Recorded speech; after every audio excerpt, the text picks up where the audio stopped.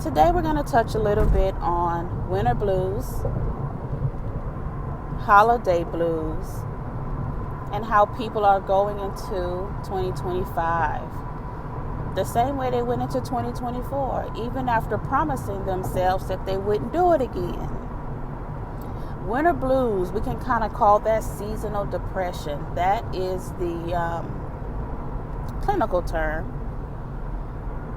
for it. During the holiday season, we get less sun, and so it's expected for people who already experience chemical imbalances to, let me reword that, going into that seasonal depression phase. You have folks who have already experienced a chemical imbalance, and it doesn't help to have less sun during the day.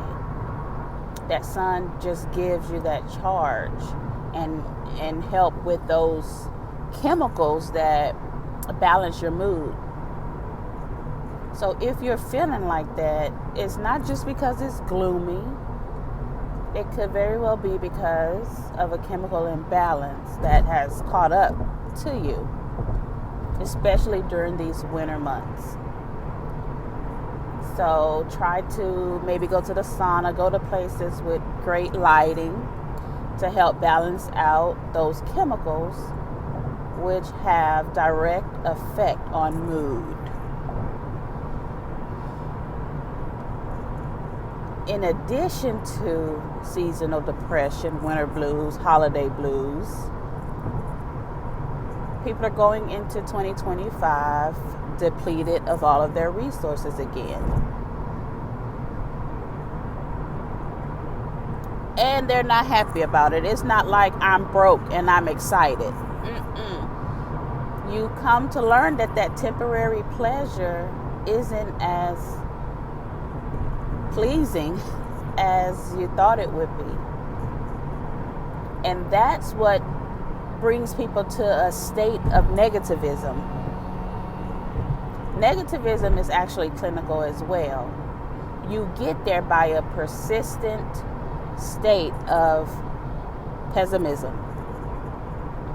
So if we're going into 2025 with a pessimistic outlook, like hopelessness, what am I going to do? Why did I get myself in this situation again? I said I would never go into the new year again depleted of my resources. And here we are again.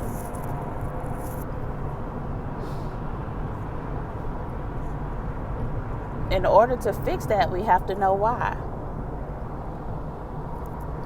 Were you buying love? Were you trying to be liked more? Were you trying to gain some brownie points? Why did that temporary feeling of happiness, which is a temporary emotion, rob you of a persistent state of joy going into 2025 in the promise that you made to yourself?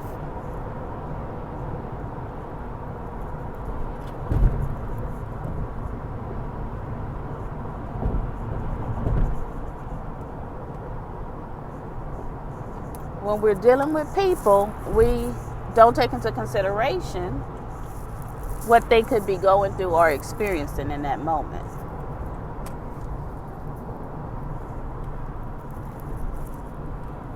It's supposed to be a happy time, right? Everybody just came off of a high time of celebrations and just doing it up. And a few days later, a big crash in attitude and mood and behavior. Though we can't tie money to our joy, being broke will affect your mood. For some, the ones whose mood it affects are those who haven't yet tapped into something that brings them eternal joy outside of that money.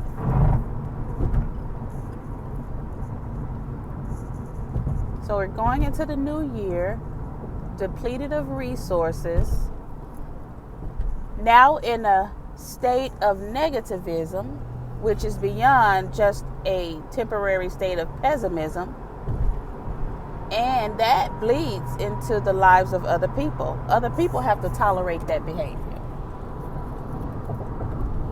All is not lost. We can turn that around. So if you're watching this and you have already started to feel like, man, I'm going into 2025 in debt. I've spent way more than I wanted to spend. Or I didn't spend anything because I didn't have it and I'm feeling hopeless. This is the time to think about something that you can accomplish this week. If we start now, we still have a few days before we enter into 2025. What can you do to lift up your spirits? That's going to bring in the appropriate mindset for 2025. We're not doing any New Year's resolution.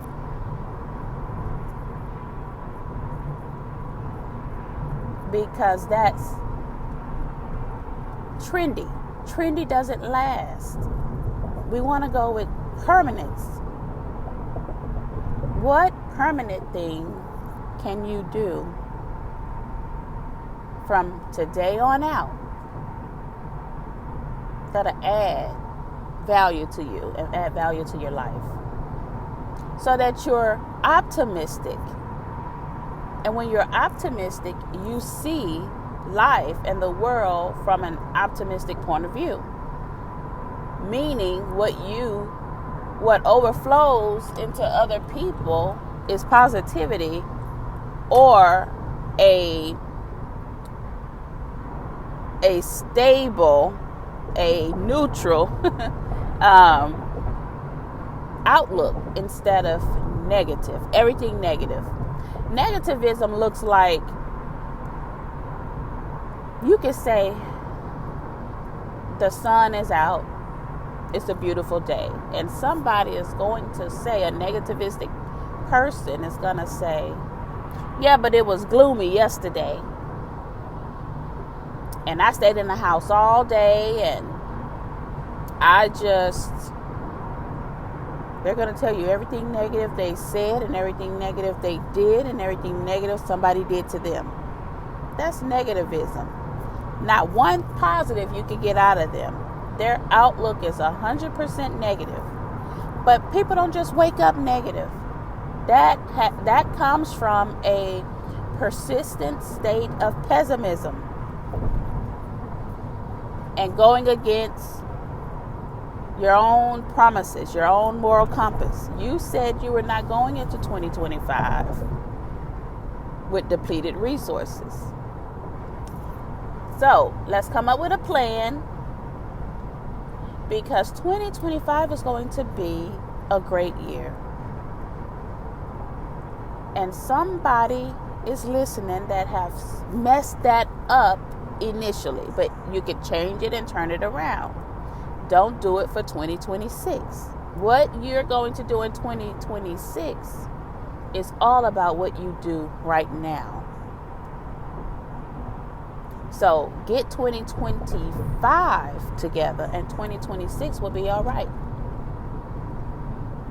I know some of you overdid it. And that on top of seasonal depression, winter blues, and people over the temporary moment of happiness, it's taxing. Because what you're looking for is that dopamine hit. You receive that hit in that temporary moment, and you continue to seek that out. And as humans, we're not meant to experience that dopamine hit throughout every day, every moment of our lives. It's a reward.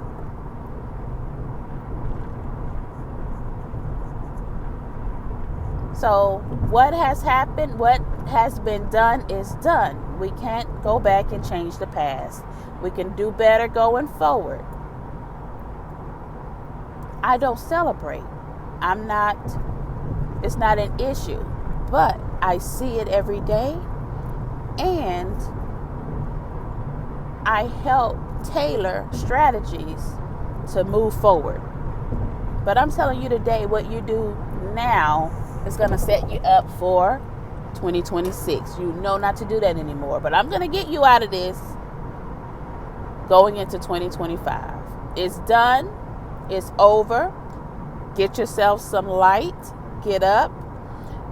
Start planning to pay yourself back or pay down that holiday debt, and let it go. Money come, money go, but we still have to be smart about it. So let's get out of that rut.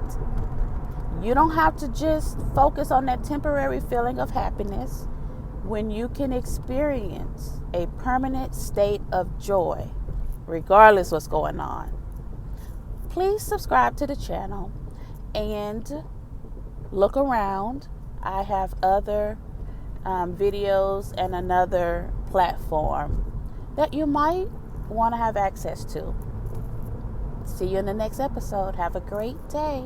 Get out. If there's no sun, if it's foggy and gloomy, go where there's light, or go where there's heat,